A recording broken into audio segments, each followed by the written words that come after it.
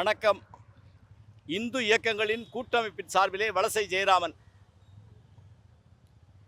இன்றைக்கு பாரத தேசத்திலே இந்துக்கள் படும்பாடு சொல்லனா துயர். நாம் மெஜாரிட்டியாக இருந்தால் கூட ஆள்பவர்கள் நம்மை மைனாரிட்டி அளவிற்கு தான் வைத்துக் கொண்டிருக்கிறார்கள்.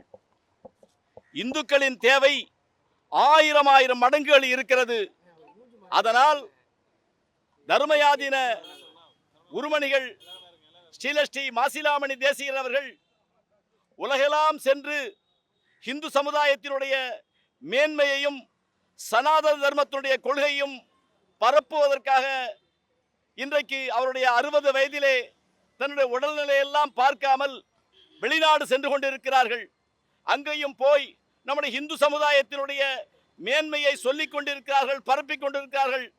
அவரை கொச்சைப்படுத்தும் விதமாக பாஸ்கர் கௌசிகன் என்பவர் இந்த தொலைக்காட்சியிலே, வாட்ஸ்அப்பில், ஃபேஸ்புக்கில், இன்ஸ்டாகிராமில் எல்லாம் தவறான பதிவை போட்டிருக்கிறார்கள். ஒரு சன்னியாசி, ஒரு துறவி, ஆயிரம் கல்விக்கூடங்களை நடத்துபவர், மருத்துவ சாலையை நடத்துபவர்கள், அன்னதான கூடத்தை நடத்துபவர்கள், நாளும் சைவ சமயத்திற்காக தன்னுடைய உடலை வருத்தி கொண்டிருக்கக்கூடிய தர்மயாதீன குருமணிகளை பற்றி அரசியல்வாதிகளை விமர்சிப்பது போல் பாஸ்கர் கௌசிகன் விமர்சிப்பதை கண்டித்து எங்களுடைய இந்து அதிரடிப்படை தலைவர் ராஜகுருவுடைய தலைமையிலே நாங்கள் சென்று இன்றைக்கு ஐஜியை சந்தித்து எங்களுடைய மனுவை கொடுக்க போகிறோம். அதனைத் தொடர்ந்து தலைமை செயலகத்திலே முதலமைச்சருடைய தனிப்பிரிவிலும் சென்று இந்த கடிதங்களை கொடுக்க இருக்கிறோம்.